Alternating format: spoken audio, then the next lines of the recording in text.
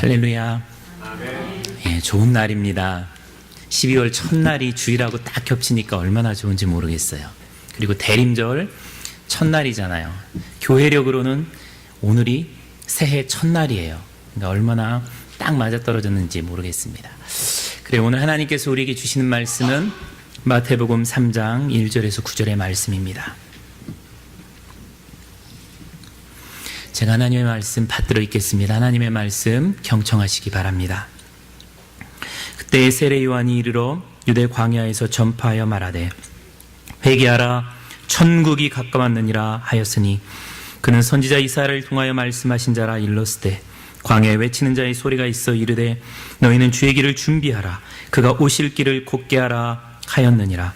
이 요한은 낙타털 옷을 입고 허리에 가죽띠를 띠고 음식은 메뚜기와 석청이었더라. 이때 예루살렘과 온 유대와 요단강 사방에서 다 그에게 나와 자기들의 죄를 자복하고 요단강에서 그에게 세례를 받더니 요한이 많은 바리새인들과 사두개인들이 세례 베푸는 대로 오는 것을 보고 이르되 독사의 자식들아 누가 너희를 가르쳐 임박한 진노를 피하라 하더냐. 그러므로 회개에 합당한 열매를 맺고 속으로 아브라함이 우리 조상이라 생각하지 말라. 내가 너희에게 이르노니 하나님이 능히 이 돌들로도 아브라함의 자손이 되게 하시리라. 아멘. 우리 3절 말씀을 한 목소리로 함께 받들어 읽겠습니다. 함께 읽습니다. 그는 선지자 이사야를 통하여 말씀하신 자라. 일렀으되 광야에 외치는 자의 소리가 있어 이르되 너희는 주의 길을 준비하라 그가 오실 길을 곧게 하라 하였느니라. 아멘. 오늘은 마태복음 3장 1절에서 9절의 말씀을 통하여 주의 길을 준비하라 라는 제목으로 함께 하나님의 은혜 나누길 원합니다. 먼저 말씀 듣기 전에 옆에 있는 분들과 서로 사랑 인사 다시 한번 나누시겠습니까? 예, 반갑습니다. 주 안에서 환영합니다. 오늘 설교 말씀은 간단한 넌센스 유머 퀴즈로 시작하려고 합니다. 가수 중에, 한국에 있는 가수 중에 제일 잠이 많은 가수가 누굴까요? 벌써 아시는 분이 있어요? 이미자입니다. 이미자는 항상 이미 자고 있어요? 예, 잠이 많은 사람입니다. 바다에서 고기 잡는 어부들이 제일 싫어하는 가수는 배철수입니다. 배철수 해라. 배철수. 스캔들 없이 사생활이 깨끗한 가수는 노사연입니다. 노사연. 사연이 없어요, 이 사람. 사연이. 투수들이 제일 싫어하는 가수 강타라고 합니다. 강타. 치기만 하면 홈런이 되니까. 저같이 유머 감각 없는 사람이 이렇게 준비해오지 않으면 여러분 한번 이빨 나오게 웃게 할 수 있겠습니까? 준비해 오니까 하는 거죠. 여러분들, 제가 설교 준비하지 않고 그냥 와서 즉석에서 성령이 내게 주시는 음성에 따라 설교한다 이러고 설교하면 여러분 들을 수 있는 사람이 있겠습니까? 별로 없을 거예요. 준비해 오니까 그래도 여러분이 설교를 듣는 것이죠. 여러분 예배 오실 때 준비하셨습니까? 하나님 앞에 예배 드리러 가는데 준비하러 간다. 준비 없는 마음으로 오시는 분들이 참 많이 있습니다. 하나님께서 준비된 심령의 예배를 받으십니다. 준비 안 하고 왔어도요, 지금 준비하면 돼요. 내가 이 시간 하나님 앞에 제대로 예배 드려야지. 이렇게 준비하면 하나님께서 받으세요. 제가 설교를 준비하면서 인터넷에 준비라는 단어를 입력을 해보았습니다. 그랬더니 수많은 준비가 나옵니다. 연애 준비, 결혼 준비, 공무원 시험 준비, 돌잔치 준비, 이민 준비, 유학 준비, 비자 인터뷰 준비 등등, 크리스마스 준비, 수없이 많은 준비라는 단어들이 나옵니다. 이 준비라는 이 단어는 필요한 것을 미리 마련하여 갖추는 것을 의미합니다. 영어로 preparation이라고 되어 있는데요. 이를 보면은 어떤 것을 쓰기 위해서 혹은 뭔가를 고려하기 위해서 준비하는 혹은 만드는 과정이나 행동을 준비한다, 그렇게 이야기를 합니다. 우리들이 대부분 이민자들인데요. 여러분 이민 오시면서 준비 안 하신 분 있으십니까? 아무도 없어요. 이민 올 때 다 준비했습니다. 어떤 분은 좀 더 철저히 준비했느냐, 덜 철저히 준비했느냐, 성실하게 했느냐, 불성실하게 했느냐, 많이 준비했느냐, 적게 준비했느냐, 이 정도 차이는 있지 다 조금씩은 준비를 했습니다. 뭐 이민 오실 때 한국에 있는 재산 어떻게 관리할까? 처분할까? 은행에 둘까? 비자 인터뷰는 어떻게 할까? 뭐 미국에 비자 인터뷰가 통과돼서 올 때는 미국에 가서 어디에 갈까? 누구랑 어느 곳에 집을 마련해서 살까? 등등 수없이 많은 고민들을 하면서 준비를 하셨어요. 준비를 하시고 여기에 오신 거죠. 사실 준비 없이 되는 일은 하나도 없습니다. 아침 식사를 하려고 해도 일찍 일어나서 엄마가 준비를 해줘야 우리가 아침에 밥 먹고 학교를 갈 수가 있죠. 엄마가 파업해버리면 다 굶어요. 그죠? 그래서 아까 하워드는 엄마가 밥 해주니까, 우리 하은이도 밥 해주니까 감사하다, 뭐 그런 얘기를 했습니다. 준비 안 하면 피해를 보게 되어 있어요. 준비를 안 하면 아무것도 돌아가는 것들이 없습니다. 근데 참으로 많은 사람들이 우리가 이사를 가도 준비를 하고 이민을 가도 준비를 하는데 우리가 결국에는 하나님 나라로 이사를 가고 이민을 가게 될 거란 말이에요. 그런데 가장 중요한 인생의 이민, 하나님 나라로 이민 가고 하나님 나라로 이사 가는 것에 대해서는 이 무빙하고 이 이미그레이트 하는 것에 대해서 별로 준비를 안 하고 살아갑니다. 그냥 그때가 되면 하나님이 알아서 해주시겠지. 그냥 도장 찍어주겠지. 그냥 무조건 입국시켜주겠지. 합격시켜주겠지. 이렇게 생각합니다. 그런데 그것이 착각일 수 있습니다. 교회는 우리 인간이 죄인이라서 준비하지 않는다는 것을 잘 압니다. 그래서 부활절을 앞두고 교회는 사순절 40일을 준비하는 기간을 지키도록 절기를 만들었어요. 그게 사순절이에요. 또 25일 성탄절, 주님이 탄생하신 그날을 준비하게 하기 위해서 성탄절 앞 4주를 대림절, 대강절, 애드벤트 이래가지고 주님의 처음 나심과 다시 오심을 준비하도록 하였습니다. 그래서 우리가 4주 동안 대림절로 지키는 거예요. 그러니까 대림절은 예수님의 처음 오심을 기억하고 기뻐하면서 주님의 다시 오심을 기대하고 준비하는 시간입니다. 이 대림절을 준비하는 시간으로 보내야 돼요. 이 대림절을 가장 잘 보내는 사람은 어떤 사람인가? 준비하면서 보내는 사람입니다. 주님의 오심, 그것을 준비하는 사람이에요. 뭐 크리스마스 가까우고 또 세일 기간이니까 뭐 물건 사고, 크리스마스 어디 놀러 다닐까, 뭐 어떻게 연애할까, 이런 거 준비하고 생각하는 사람은 안 하는 사람보다야 낫겠지만 제대로 준비하는 것이 아니지요. 우리가 어떻게 성탄절과 주님의 다시 오심을 준비를 해야 할까? 많은 사람들이 내가 준비하고 싶은 것을 준비합니다. 자기 마음대로 자기가 하고 싶은 것을 준비를 해요. 이것은 마치 이것과 같아요. 대학교를 들어가려고 하는 사람이 나는 운전면허증을 준비해서 대학교 들어가야 되겠다, 이렇게 생각하는 사람하고 똑같아요. 대학교 들어가려면 칼리지에 여러분 어드미션을 받으려면 뭘 준비를 해야 돼요? 테스트 스코어가 있어야 되죠. SAT도 있어야 되고 뭐 ACT 본 사람은 ACT 있어야 되고 그 다음에 그레이드가 있어야 됩니다. 그리고 뭐 사회봉사한 경력들이 있어야 되고 또 레커멘데이션이 있어야 돼요. 무엇보다도 내가 어플라이를 해야 내가 어드미션을 받을 수가 있습니다. 근데 그 대학교를 들어가려고 하는 사람이 운전면허 제출하는 거예요. 나 운전면허 보고 이 대학교 받아주고 장학금 줘라. 그럼 받아주겠습니까? 자기 멋대로 하는 것은 어드미션이 안 돼요. 우리가 대림절을 준비하는데 많은 사람이 하나님이 원하시는 것을 준비하지 않고 자기 멋대로 자기 생각대로 자기가 원하는 것을 준비해요.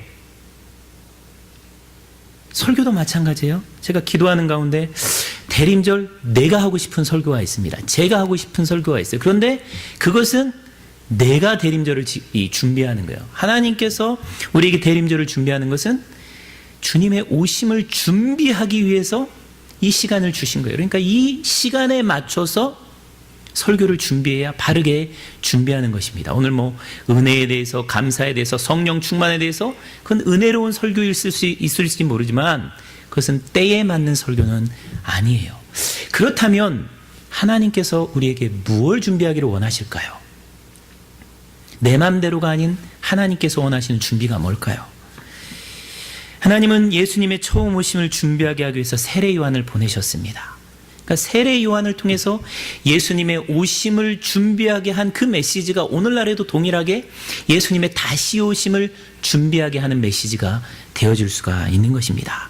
오늘 3절에 보면 세례 요한을 이렇게 그 아이덴티티를 이렇게 정의를 합니다. 땅에 외치는 자의 소리가 있어 이르되 너희는 주의 길을 준비하라. 그가 오실 길을 곧게 하라. 이 세례 요한이 이 세상에서 외친 것은 너희는 주의 길을 준비하라. 그리고 그의 길을 곧게 하라. 이것을 외쳤다는 거예요. 세례 요한은 지금도 우리에게 외칩니다. 주님의 다시 오심을 준비해라. 주님이 다시 오실 그 길을 곧게 해라. 그렇게 말씀해 주십니다. 무엇을 준비하라고 구체적으로 말씀해 주실까? 첫 번째로 3장 2절에 보면 세례 요한이 이렇게 말씀하고 있습니다. 회개하라. 천국이 가까웠느니라. 또 3장 6절에 보면 사람들이 자기 죄를 자복하고 요단강에서 그에게 세례를 받았더라라고 말씀하고 있습니다. 세례 요한이 회개의 세례를 선포하고 사람들은 그 말을 받아들이고 회개했다는 거예요. 그것을 통해서 하나님의 나라 예수님을 준비를 했다는 의미입니다. 주님을 맞이하는 가장 큰 준비는 회개입니다. 회개하지 아니하고 주님을 제대로 맞이할 수 있는 사람은 아무도 없습니다. 성경에서 죄는 하나님을 믿지 않는 불신앙의 죄와 윤리적인 죄, 도덕적인 죄를 다 포함합니다. 죄를 회개하지 아니하고 주님을 맞이할 수가 없는 거예요. 그래서 구약 성경에 주님께서 이스라엘 백성들 가운데 강림할 때도 출애굽기 19장 11절 이하를 보면 이렇게 말씀하세요. 여호와께서 모세에게 이르시되 너는 내 백성에게로 가서 오늘과 내일 그들을 성결하게 하며 그들에게 옷을 빨게 하고 준비하게 하여 셋째 날을 기다리게 하라. 이는 셋째 날에 나 여호와가 온 백성의 목전에서 시내산에 강림하실 것임이라. 우리 하나님께서 시내산에 내려오시기 전에 백성들에게 준비하게 시킨 것은 성결하게 하는 거였어요. 옷을 빨아라. 이것은 깨끗하게 하라라. 죄를 회개하라. 이 의미입니다. 하나님께서 우리 인간을 만나기 위해서 딱 하나 요구하신 것은 회개입니다. 성결입니다. 회개하지 않고 준비하지 않으면 어찌 될까요? 부끄러움을 당하게 됩니다. 11월 두 번째 주에 한국에서 저랑 같은 신학교를 졸업한 선후배 목사님들이 저희 집에 한 16명 정도 모여서 송년 모임 비슷하게 했습니다. 그분들이 온다고 하니까 제일 먼저 한 게 장에 가서 음식을 준비하는 거였어요. 장 보고 그리고 와서 이제 집안 청소하는 것이었습니다. 그때가 마침 낙엽이 떨어지는 시간이라 블로어로 막 다 불어냈어요. 나름대로 깨끗하게 준비하고 음식도 잘 준비를 했습니다. 그리고 어쨌든 맛있게 먹고 교제하고 다 갔어요. 가신 다음에 또 정리를 해야죠. 음식도 치우고 흩어져 있는 것들을 정리하고. 근데 이렇게 보니까 샹들리에 위에 거미줄이 하얗게 있는 거예요. 이렇게 또 보니까 구석 쪽에 거미줄이 그냥 하얗게 내려와 있는 거예요. 거기에 먼지가 끼어 있어요. 청소한다고 했는데 그건 못 본 겁니다. 가고 나니까는 그분들이 어떻게 생각했을까? 청소도 안 해놓고 손님 맞았다 이렇게 하지 않았을까 하는 그 생각 때문에 마음에 조금 부끄러움이 있었습니다. 비슷하지 않을까 싶어요. 우리가 주님을 맞이할 때 자기 나름대로는 마음을 깨끗하게 한다, 정결하게 한다 했는데 나도 모르는 사이에 어느새 내 마음에 거미줄이 끼어 있어요. 먼지가 앉아 있는 것입니다. 그것을 청소하지 않고 그것을 회개하지 않고 주님을 만나면 어떻게 될까요? 모르겠어요. 우리 주님은 모든 것에 대해서 다 눈 감아 주시기 때문에 그것도 못 본 척 하실까? 아니면 정말로 나는 너하고는 못 있겠다 이렇게 말씀하실까? 두렵습니다. 좀 더 철저하게 준비할 걸 하는 후회를 했어요. 여러분, 주님 만날 때 더러운 거 보이면 부끄럽지 않겠습니까? 우리가 2013년이 가고 있는데요. 여러분, 버리고 털고 가야 될 것은 버리고 털고 가야 됩니다.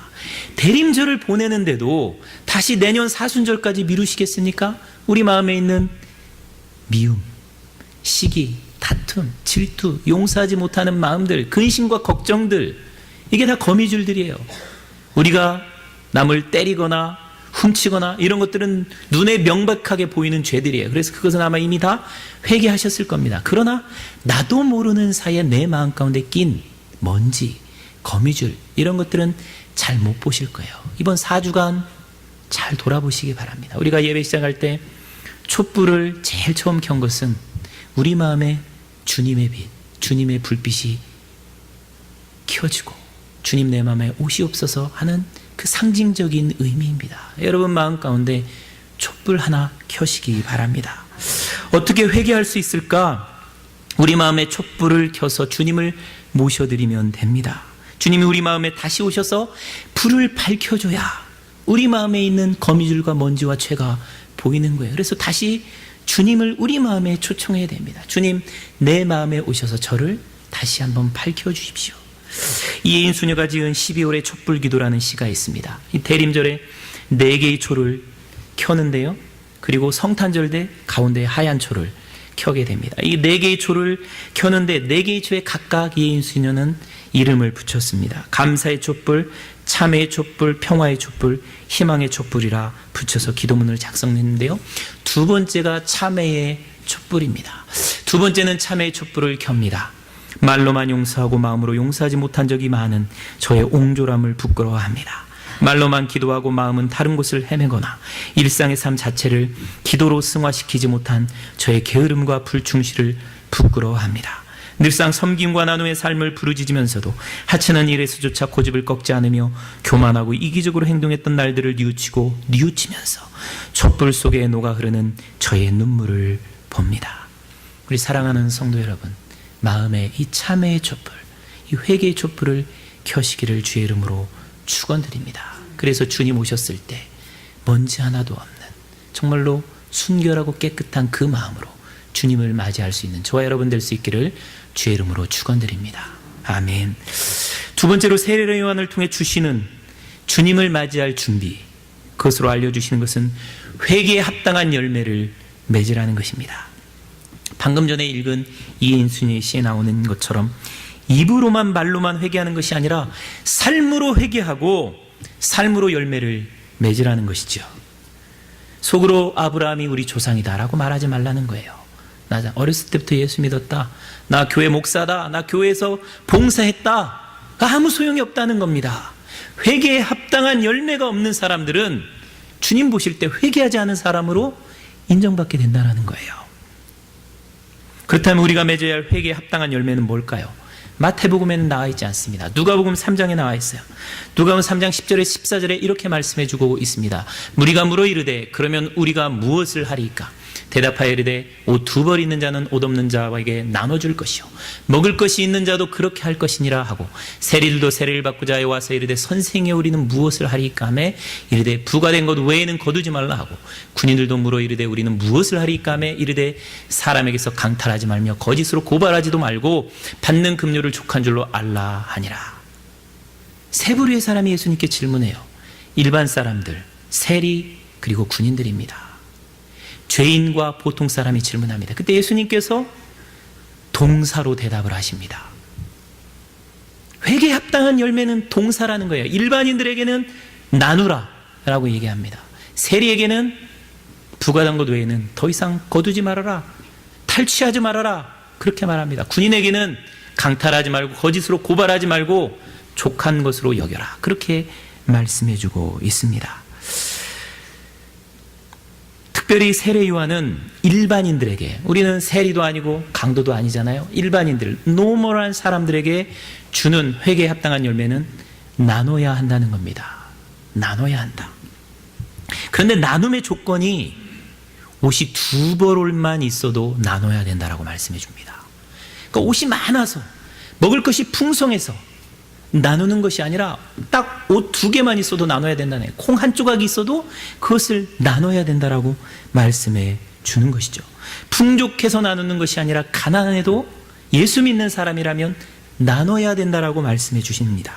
사도 바울이 고린도 교인들에게 예루살렘 교회가 지금 흉년이 들고 핍박을 당해서 가난하다, 고통당한다, 그러니까 우리가 그들을 도와주기 위해서 헌금하자라고 고린도 교인들한테 권면을 했어요. 고린도 교인들이 어떻게 반응을 했을까요? 지금 고린도 교회는 굉장히 힘든 상황입니다. 서로 파벌이 나뉘어서 싸우고 있어요. 가난한 자와 부한 자들이 나눠져서 서로 다투고 있습니다. 은사의 문제로 서로 막 다투고 있는 상황이에요. 그런 사람들한테 야, 예루살렘 교회를 위해서 헌금하자라고 이야기하면 수많은 반대들이 나왔을 것입니다. 아니, 우리 옆에도 가난한 사람이 있는데 왜 우리 고린도 교회가 예루살렘 교회를 위해서 헌금을 해야 됩니까?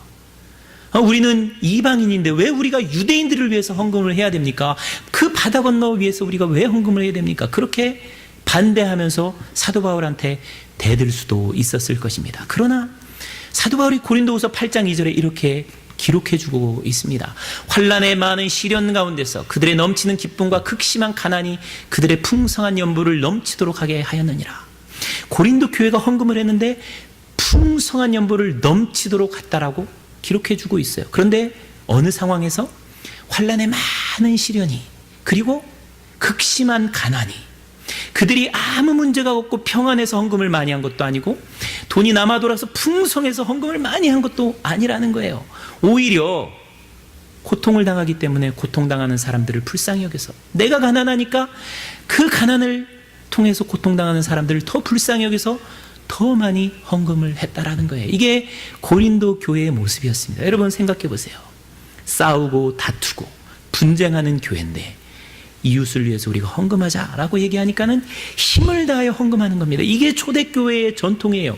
교회에 어떤 문제가 있든, 교회에 어떤 어려움이 있든 예수 그리스도께서 자기 몸을 우리를 위하여 주신 것처럼 우리도 우리의 것을 나눠주자. 이것이 초대교회의 전통이었던 것을 볼 수가 있습니다. 문제가 있고 다툼이 있고 서로 싸우는 한이 있도록 우리 하나님의 사랑을 실천하는데 거기에 있어서는 하나가 된 것이죠. 어떻게 초대교회가 그럴 수가 있었나? 그것은 주님의 십자가에 대한 이해가 있었기 때문입니다. 다음 십자가 그림을 한번 보시기 바랍니다. 이 필리핀에 있는 어느 교회에 걸려있는 십자가인데요. 이 십자가의 특징이 뭐예요? 팔이 없는 십자가입니다.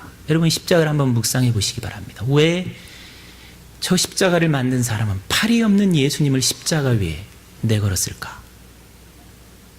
저는 저 그림을 보면서 두 가지 정도 묵상을 해봤어요.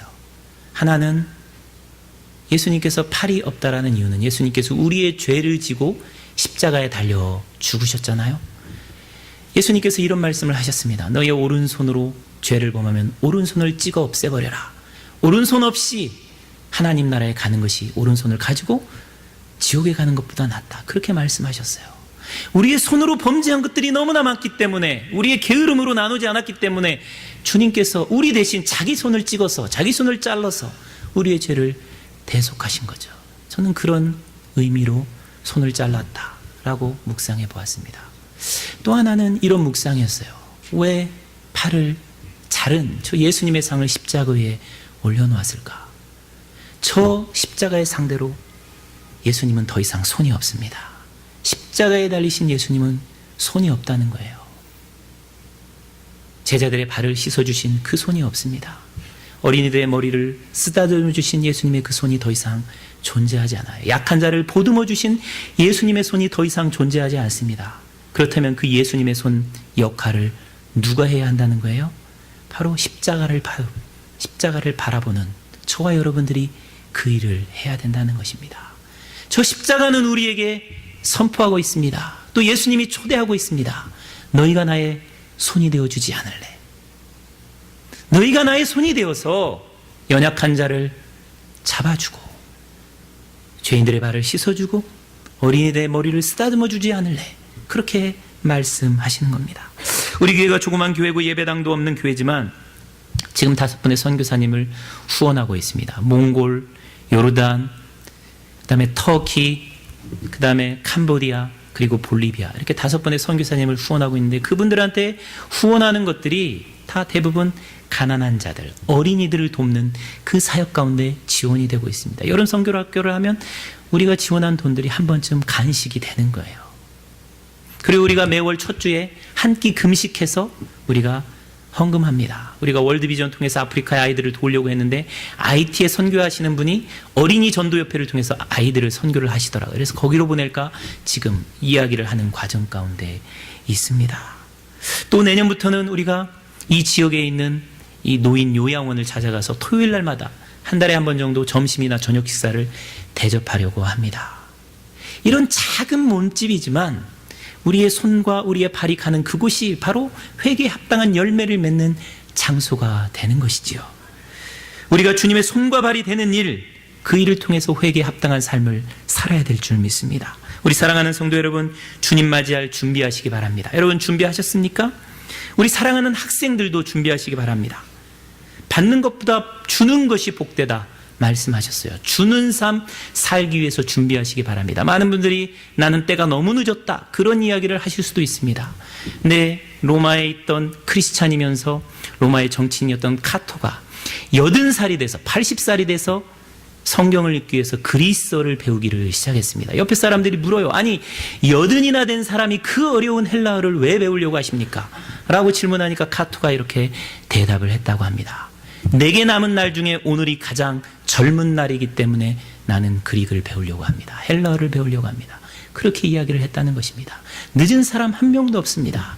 준비하는 사람이 하나님 앞에 쓰임받습니다.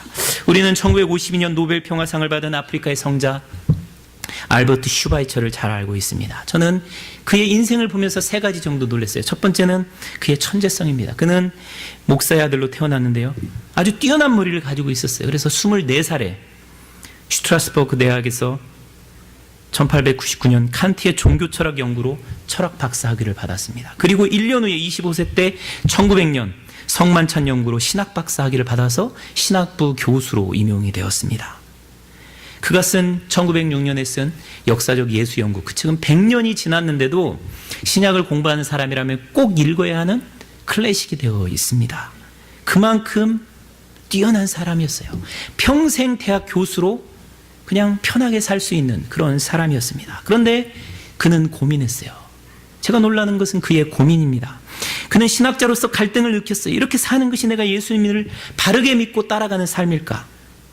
사진에 보면 이런 고백이 있습니다. 넘겨주세요. 인간은 그 삶을 하나님께 구별되어 드릴 때만이, 그리고 도움을 필요로 하는 모든 생명에게 도움을 주기 위해 자신을 헌신할 때만이 윤리적이 될 수 있다. 그렇게 고백합니다. 사람이 오직 윤리적이 될 수 있는 것은 남을 도울 때라는 거예요. 필요한 사람들을 도울 때라는 겁니다. 이게 그의 고민이었어요. 그래서 그는 선교사로 가야 되겠다. 준비합니다. 그리고 실천합니다. 슈바이처는 그렇게 고민하다가 1904년 의료 선교에 대해서 뜻을 정하고 만 30살이 된 1905년 의학 공부를 시작합니다. 그래서 1913년 만 38살이 되었을 때 의학 박사학위를 받고 곧바로 아프리카 가봉의 랑바레네로 의료 선교사로 떠나가게 됩니다. 1차 세계대전이 일어나서 프랑스형이었기 때문에 독일 포로가 됐어요. 포로 수행소에서 고생하다가 독일로 돌아가서 사람들에게 나는 다시 본고로 돌아가서 병원을 지을 것이다. 그래서 사람들은 돈을 모금합니다. 그래서 다시 자기를 포로로 잡았던 아프리카 본고로 그대로 갑니다. 그래서 거기서 평생 살다가 1965년 91세에 랑바레네에서 딸의 바흐 연주를 들으며 하나님 앞에 먼저 갑니다. 그가 어떻게 이런 아름다운 삶을 살 수 있었나? 그는 머리로만이 아니라 손과 발로 예수님의 사랑을 실천하며 살았기 때문입니다. 그리고 그는 그런 삶을 살기 위해서 준비했습니다. 30살의 나이에 만 10년을 준비를 했어요. 그래서 40이 되기 전에 자기 인생을 드리는 그런 결단을 하고 아프리카로 간 것입니다. 우리 모두가 꼭 아프리카로 가야만 주님께서 기뻐하시는 것은 아닙니다. 우리는 이 세상에서 주님의 손과 발의 역할을 해야만 되는 선교사로 부름을 받았어요. 그래서 가정에서, 직장에서, 교회에서 내가 처한 삶의 현장에서 가든지 아니면 보내든지 섬기든지 하는 선교사로서의 삶으로 우리가 부름을 받았습니다. 그러나 아무런 준비 없이 그렇게 될 수는 없습니다. 여러분 준비하시기 바랍니다. 준비하시고 쓰임받으시기 바랍니다. 그리고 주님의 다시 오심, 재림을 지금 현재 회개함으로, 회개에 합당한 삶의 열매를 맺음으로 준비하셔서 주님 오셨을 때 칭찬받는 저와 여러분 될 수 있기를 주의 이름으로 축원드립니다. 아멘. 이 시간 같이 한번 기도합니다. 이 3가지의 기도의 제목들을 놓고 같이 한번 기도했으면 좋겠습니다.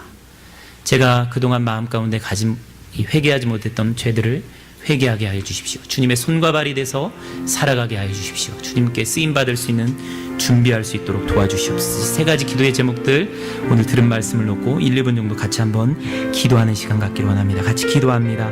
지금은 우리 주 예수 그리스도의 은혜와 아버지 하나님의 크신 사랑과 우리 성령님의 감동감화 충만하신 은혜의 역사가 예수 그리스도의 오실 날 그날을 준비하면서 회개하며 회개에 합당한 열매를 맺고 이 땅 가운데서 하나님의 나라를 이루기를 소원하는 우리 사랑하는 뜻사랑의 성도들 머리머리 위에, 우리 사랑하는 뉴스 아이들 머리머리 위에 만나는 모든 사람들과 하는 그 모든 일들 가운데 지금부터 영원토록 함께 하시기를 간절히 축원하옵나이다.